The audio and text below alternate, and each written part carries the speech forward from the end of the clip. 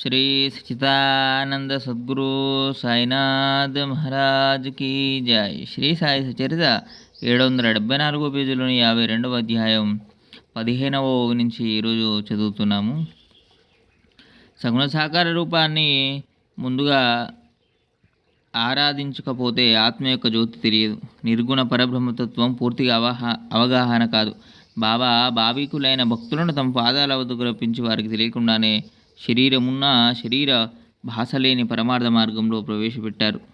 సాగరాన్ని ఆలింగనం చేసుకున్న నది తమ నది అన్న విషయం మర్చిపోయినట్లు బాబా తమను ఆశ్రయించిన భక్తుల ద్వైతాన్ని తొలగించేవారు. 2 దీపాలు ఒకదానినొకటి ఆలింగనం చేసుకున్న క్షణాన ద్వైత స్థితి పోయి అవి ఒకటైపోయి ఒకే దీపంగా వెలుగుతాయి.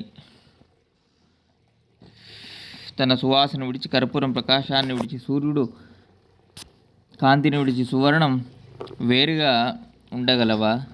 నది సాగరంలో కలిసిపోగానే అది సాగరం అయిపోతుంది. అట్లే ఉప్పు సాగరంలో పడిన వెంటనే సాగరం అయిపోతుంది. అదేవిధంగా సాయి చరణాలను ఆశ్రయించిన భక్తుల ద్వైతభావం తొలగిపోతుంది. తమ అహంభావాన్ని త్యజించిన వారు సద్గురుతో ఐక్యమైపోతారు. జాగృతి, స్వప్నం లేక సుషుప్తి మూడింటిలో ఏ స్థితిలోనైనా మనోవృత్తి సాయిమయమవుతే చాలు, అదే ప్రపంచం నుండి విరమించినట్లు.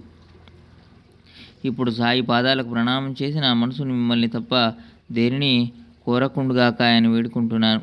బ్రహ్మాది స్తంభ పర్యంతం ఘటాలలో మఠాలలో ఆకాశం వలె సర్వప్రాణులు ఏకాస్త భేదభావము లేకుండా పరిపూర్ణంగా నిండి ఉండి భక్తులనందరినీ సమానంగా చూస్తూ ప్రియాలను మానాలను ఎరగనటువంటి వారు విషమతాభావం అసలు లేనటువంటి సాయి సమర్థుని శరణి వేడుచున్నాను. స్మరించే వారి సకల కోరికలను తీర్చే సాయి చరణాలపై శిరస్సు నుంచి కృతార్థుని అవుతాను. ఇక సజ్జనులు, భక్త శ్రేష్ఠుడు అయిన శ్రోతలందరికీ నా ప్రణామాలు. గొప్ప స్నేహితులైన మీరు నా మనవిని వినండి. ఇంతవరకు నెల కొంత సమయాన్ని వినియోగించి ఏ సాయి కథలను విన్నారో వారిని ఒక క్షణమైనా మర్చిపోకండి. మీరు సాయి కథను ప్రేమపూర్వకంగా వింటే వక్త అయిన నాకు సాయిబాబా సంతోషాన్ని కలిగిస్తారు.